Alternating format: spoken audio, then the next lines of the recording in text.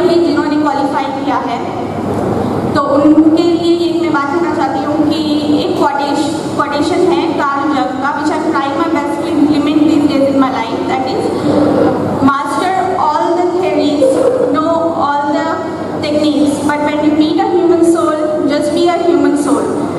जब आपने जितनी तालीम हासिल करना है आपने कर लीजिए, आपने जो सीखना है, सक्सेस हासिल करना है, सब कर लीजिए, लेकिन आप जब दूसरे इंसान से मिलते हैं तो इंसानियत से मिलिए, काइंडनेस से मिलिए, रहमदिली से मिलिए।